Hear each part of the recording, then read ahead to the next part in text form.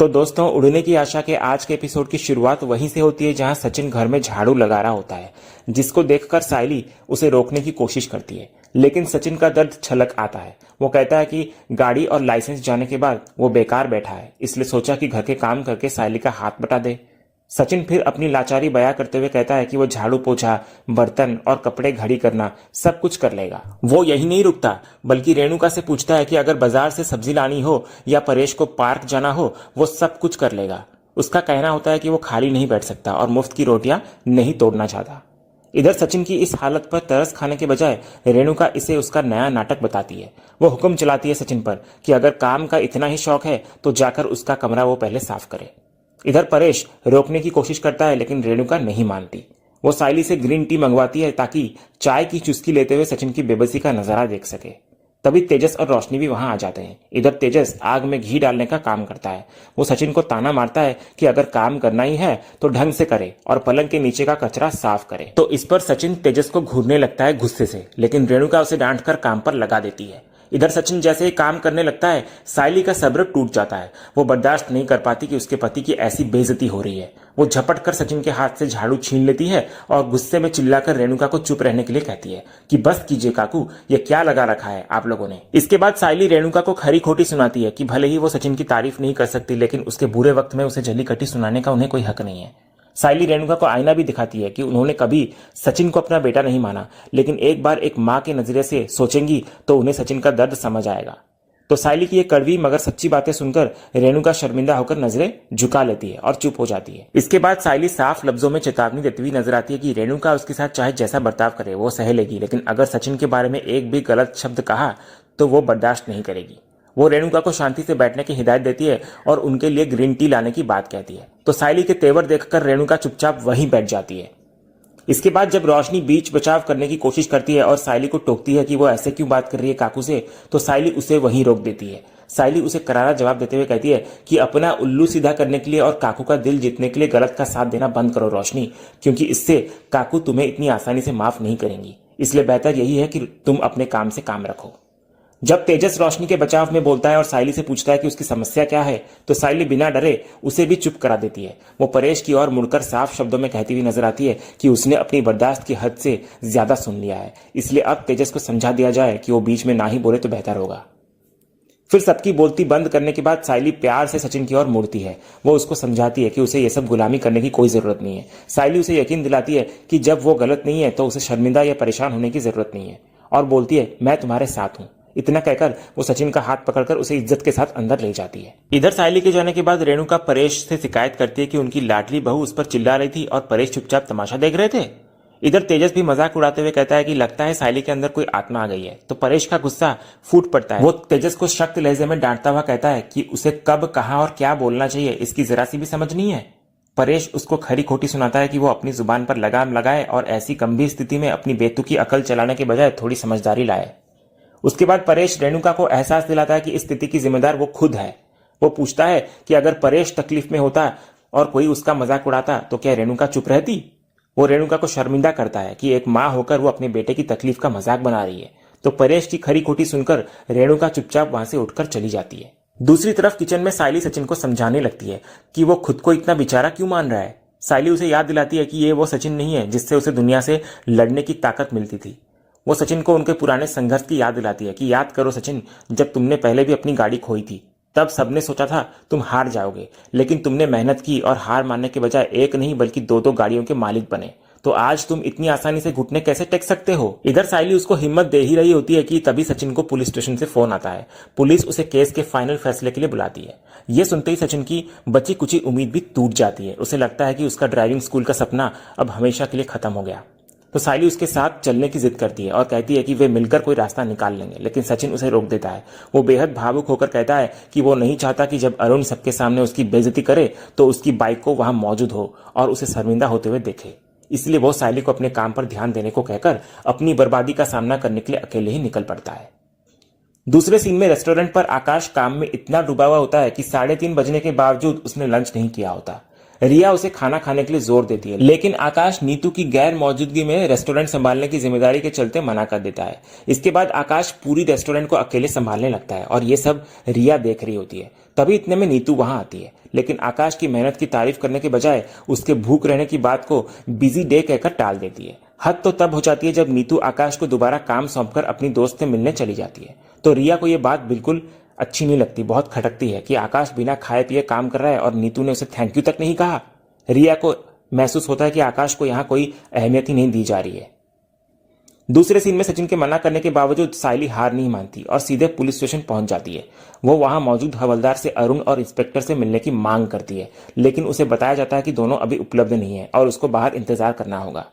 तभी इंतजार करते हुए सायली की नजर एक आदमी पर पड़ती है जो दूसरे हवलदार को एक टोइंग रिसिप्ट सौंप रहा होता है। सायली तुरंत पहचान लेती है कि उस रिसिप्ट पर सचिन की गाड़ी का ही नंबर है। उसे यह भी सुनाई देता है कि टोइंग वाला आदमी ब्रेक फेल होने की बात कर रहा है। तो सायली को एहसास होता है कि यही वो सबूत है जो सचिन को बचा सकता है।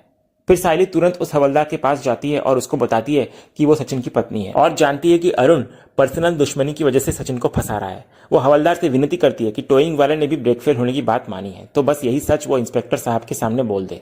सायली रिक्वेस्ट करती है कि वो कोई एहसान नहीं मांग रही, बस चाहती है कि सच सामने आए क्योंकि वो गाड़ी सचिन के लिए सब कुछ है। लेकिन हवलदार, जो शायद अरुण से मिला हुआ होता है, अनजान बनने का नाटक करता है। वो सायली को गलतफहमी का शिकार बताकर उसकी बात अनसुनी कर देता है और वहां से चला जाता है। दूसरे सीन में पुलिस स्टेशन के बाहर सायली को इंतजार करते देख सचिन वहां पहुंचता है। दोनों एक दूसरे से सवाल करते हैं कि वे यहां क्यों हैं। सायली साफ कर देती है कि यह मुसीबत सिर्फ सचिन की नहीं बल्कि उसकी भी है। तभी हवलदार आकर सचिन को अंदर इंस्पेक्टर से मिलने बुलाता है। दूसरी तरफ अंदर इंस्पेक्टर सचिन को बताते हैं कि लाइसेंस रद्द होने की प्रक्रिया लगभग पूरी हो चुकी है, बस अरुण के साइन बाकी हैं। लेकिन अरुण का मन इससे भी नहीं भरता। वो इंस्पेक्टर से सचिन के खिलाफ अटेम्प्ट टू मर्डर का केस दर्ज करने की मांग करता है। इंस्पेक्टर चेतावनी देते हैं सचिन को कि अगर कोर्ट में यह साबित हो गया तो सचिन को 10 साल की सजा हो सकती है। तो इस पर सचिन इंस्पेक्टर को गिड़गिड़ाते हुए कहता है कि उसके गाड़ी के सच में ब्रेक फेल थे और उसने जानबूझकर कुछ नहीं किया। अपनी रोजी रोटी और भविष्य को बचाने के लिए सचिन पूरी तरह टूट जाता है। वो अरुण से भी पूछता है कि उसे बर्बाद करके उसे क्या मिलेगा। फिर हार कर सचिन अपना आत्मसम्मान ताक पर रखकर हाथ जोड़कर माफी मांगने के लिए तैयार हो जाता है। जैसे ही सचिन हाथ जोड़ने वाला होता है कि सायली उसे रोक देती है। इसके बाद सायली इंस्पेक्टर को अपने फोन में टोइंग रिसिप्ट की फोटो दिखाती है, जिसे उसने हवलदार की गैर मौजूदगी में चुपके से क्लिक कर लिया था। उसमें साफ लिखा होता है कि सचिन की गाड़ी का ब्रेक फेल था। ये देखकर इधर अरुण के होश उड़ जाते हैं। फिर सायली सवाल उठाती है कि जब रिपोर्ट में ब्रेक फेल लिखा है तो सचिन को सजा क्यों। इसके बाद इंस्पेक्टर हवलदार से ऑफिशियल रिपोर्ट मंगवाता है सचिन की गाड़ी का। जब ऑफिशियल रिपोर्ट हवलदार लेकर आता है, इंस्पेक्टर देखता है कि उसमें लिखा होता है कि गाड़ी एकदम ठीक है। फिर इंस्पेक्टर दोनों रिपोर्ट्स में फर्क देखकर हवलदार को आड़े हाथों लेता है। तो अरुण इशारे से हवलदार को चुप रहने को कहता है, लेकिन इंस्पेक्टर की सख्ती के आगे हवलदार टूट जाता है। वो सच उगल देता है कि ब्रेक वायर कटा हुआ था, लेकिन अरुण ने यह बात छिपाने का आदेश दिया था ताकि सचिन का लाइसेंस रद्द हो जाए। तो इस पर सचिन चिल्लाता है, मेरा शक सही था साहब, मुझे फंसाया गया है, मैंने बोला था ना। इधर हवलदार के कबूलनामे के बाद इंस्पेक्टर का पारा 7वें आसमान पर पहुंच जाता है। वो गुस्से में अरुण की तरफ बढ़ता है और उसकी आंखों में आंखें डालकर कड़े शब्दों में कहता है, तुमने अपनी वर्दी का गलत इस्तेमाल किया है अरुण। सिर्फ अपनी पर्सनल दुश्मनी और बदला निकालने के लिए तुमने कानून को अपने हाथ में लिया। इधर सचिन भी मौका नहीं छोड़ता। वो अरुण को आईना दिखाते हुए कहता है, तू बोल रहा था ना कि मैं तुझसे बदला ले रहा हूं, पर यहां तो तूने दिखा दिया कि असली बदला कौन ले रहा है। मुझे बर्बाद करने के लिए तूने ऐसा खेल खेला। छी है तुझ पर, कैसा इंसान है तू। इधर सचिन की बातों से अरुण का चेहरा शर्म से झुक जाता है। इसके बाद इंस्पेक्टर अरुण को फटकार लगाते हुए साफ कर देता है कि जो तुमने किया है वो बिल्कुल भी सही नहीं है। झूठी रिपोर्ट बनाने और गलत केस फाइल करने के लिए डिपार्टमेंट तुम पर सख्त से सख्त कार्रवाई करेगा। उसके बाद ही देखेंगे कि तुम्हारे साथ क्या करना है। हालांकि इधर इंस्पेक्टर सचिन को भी डांटता है कि रात को अरुण के घर के बाहर जो उसने किया वो भी गलत था। तो सचिन इस पर माफी मांगता हुआ नजर आता है। फिर अंत में इंस्पेक्टर लाइसेंस कैंसिलेशन रोकने और गाड़ी छोड़ने का आदेश देता है। तो सचिन और सायली हाथ जोड़कर धन्यवाद करते हुए नजर आते हैं। दूसरे सीन में घर पर रिया अपने रूम में एक इंस्पिरेशन बोर्ड तैयार कर रही होती है ताकि आकाश को उसके सपनों की याद दिला सके, लेकिन आकाश उसे इग्नोर कर देता है, जिससे रिया को दुख होता है। वो शिकायत करती है कि शादी के बाद आकाश बदल गया है। पहले उसमें सपनों को पूरा करने की आग थी, लेकिन अब नहीं। तो आकाश रिया को समझाता है कि हर चीज का एक सही वक्त होता है और अभी वो अपना रेस्टोरेंट खोलने के लिए तैयार नहीं है। तो रिया इस पर निराश होकर बोर्ड को हटा देती है और कहती है कि अब वो कुछ नहीं बोलेगी, आकाश को जो करना है करे। दूसरे सीन में पुलिस स्टेशन के बाहर सचिन अपनी गाड़ी को बाहर देखकर बेहद खुश होता है। वो सायली से कहता है कि उसकी जानेमन जल्द ही उसके पास होगी। तभी इतने में वहां से अरुण गुजर रहा होता है। सचिन उसको टोकता है और करारा सबक सुनाता है। सच को कितना भी दबा लो, वो बाहर आ ही जाता है। फिर सचिन उसको वर्दी की पावर और घमंड का असली मतलब भी समझाता है कि तेरे जैसे लोग जिनको ये वर्दी मिलती है, जिससे तेरे को पावर मिलता है, ये पावर ना वर्दी वाले आम आदमी की रक्षा करने के लिए इस्तेमाल करते हैं, पर कुछ लोग रहते हैं ना जिनको दूसरों को बर्बाद करने में मजा आता है। जैसे तूने भी तो पूरी कोशिश की ना मेरे को बर्बाद करने की, पर अंत में ये घमंड वाले लोग खुद ही बर्बाद हो जाते हैं, और इसका जीता जागता सबूत तूने तो आज देख ही लिया होगा। तो अरुण इस पर बोलता है, हो गया तेरा। इतना कहकर वो वहां से निकल जाता है गुस्से में। इसके बाद सचिन और सायली भी वहां से निकल जाते हैं। दूसरे सीन में सचिन और सायली खुशी खुशी घर लौटते हैं और सबके लिए मिठाई लाते हैं। तो रेणुका उन्हें देखकर ताना मारती है, क्या बात है, टैक्सी ड्राइवर साहब क्या कलेक्टर बन गए जो इतनी खुशी मना रहे हैं। तो सायली प्यार से उसका मुंह मीठा करती है और खुशखबरी देती है कि काकू, अब सचिन का लाइसेंस कैंसिल नहीं होगा और ना ही कोई कानूनी कार्रवाई होगी। 1 हफ्ते में उसे गाड़ी और लाइसेंस दोनों वापस मिल जाएंगे। ये सुनते ही परेश की खुशी का ठिकाना नहीं रहता। इधर सचिन भावुक होकर परेश से कहता है, बाबा तेरे सचिन की सच्चाई साबित हो गई, अब मैं फिर से गाड़ी चला सकेगा। तभी परेश गर्व से कहता है कि उसे अपने बेटे पर पूरा भरोसा था, वो इसका श्रेय अपनी आई के संस्कारों को देता है, यानी कि आजी। तो रेणुका को यह बात चुभ जाती है। उसे लगता है कि परेश उसको ताना मार रहा है। वो भड़क जाती है, मुझे ताना क्यों मार रहे हो परेश, क्या मैंने आकाश और तेजस को अच्छे संस्कार नहीं दिए। जब रिया इस पर बीच में बोलती है तो रेणुका उसे भी डांटकर चुप करा देती है। फिर बातों बातों में सायली सवाल उठाती है कि सचिन की गाड़ी का ब्रेक फेल हुआ कैसे। इधर आकाश को लगता है कि सर्विसिंग नहीं हुई होगी, लेकिन सायली साफ कर देती है कि सचिन ने हाल ही में सब कुछ ठीक करवाया था। फिर उसे शक होता है कि किसी ने जानबूझकर ब्रेक फेल किए हैं। सचिन भी सहमति जताने लगता है कि कोई तो था जिसने फुल प्लानिंग करके मुझे ऊपर भेजने की सेटिंग कर ली थी। यह सुनते ही पास खड़ी रोशनी के पसीने छूट जाते हैं। उसे याद आता है कि उसने ही चिट्टी को सचिन की गाड़ी की चाबी दी थी। इसके बाद सायली आगे बताती है कि टोइंग रिसिप्ट ने यह राज खोला। तो परेश इस पर पूछता है, पुलिस वालों को तो टोइंग रिसिप्ट के बारे में पता होगा ना, तो उन्होंने छुपाया क्यों। तो सचिन खुलासा करता है कि अरुण को पहले दिन से पता था कि ब्रेक फेल है, लेकिन उसने सच छुपाया ताकि वो सचिन को फंसा सके और उसका लाइसेंस कैंसिल करवा सके।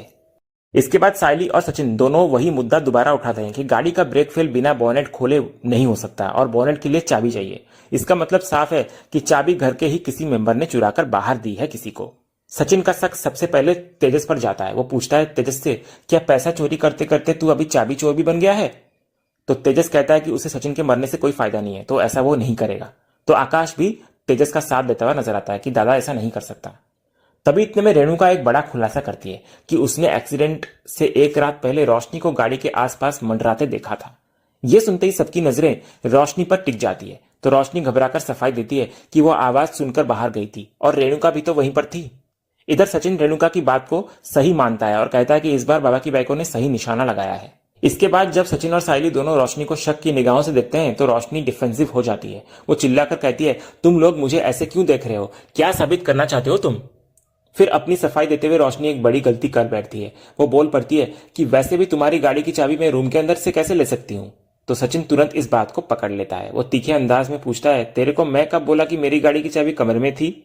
ये सुनते ही रोशनी के होश उड़ जाते हैं। वो हड़बड़ाकर बात को संभालने की कोशिश करती है कि तुम दोनों हमारे कमरे में रह रहे हो ना, तो सामान भी तो वहीं पर होगा ना, मेरा कहने का यही मतलब था। फिर सायली शक जताने लगती है कि पुराने जख्मों का बदला लेने के लिए कुछ भी कर सकते हैं लोग। रिया इस बात को आगे बढ़ाते हुए कहती है, एग्जैक्टली, रोशनी के फेक चाचा वाले सच को सचिन और सायली ने ही एक्सपोज किया था। हो सकता है उसी गुस्से में उसने ही रिवेंज लिया हो। तो रोशनी इस पर भड़क जाती है और रिया को चुप रहने को कहती है। वो शिकायत करती है कि घर में और भी बहुत लोग हैं, लेकिन शक की सुई हमेशा उसी पर क्यों घूमती है। इधर रोशनी परेश और रेणुका से अपनी बेगुनाही की गुहार लगाती है कि उसने कुछ नहीं किया, लेकिन रेणुका उसे दुबई की मासूम राजकुमारी कहकर तंज कसती है। वो साफ कर देती है कि जब तू हमसे दुनिया भर के राज और झूठ छुपा सकती है तो ये भी कर सकती है। मुझे तुझ पर रत्ती भर भरोसा नहीं है। इसके बाद अंत में इधर सचिन भी अपना फैसला सुना देता है कि मुझे भी तेरे ऊपर भरोसा नहीं है। जब तेरे अपने ही टीम के लोग तुझ पर भरोसा नहीं करते तो बाकी घर वाले क्यों ही करेंगे। तो सचिन की इस बात से रोशनी डर जाती है और घबरा जाती है। और इसी सीन के साथ ही आज का ये एपिसोड यहीं खत्म होता है। तो दोस्तों, आज का ये वीडियो आपको कैसा लगा कमेंट के माध्यम से हमें जरूर कहिएगा और कमेंट में हाइप करना भी मत भूलिएगा और वीडियो को लाइक शेयर सब्सक्राइब करना भी मत भूलिएगा, ताकि ऐसे ही रोज लेटेस्ट एपिसोड के अपडेट्स आप टेलीविजन से पहले पा सकें।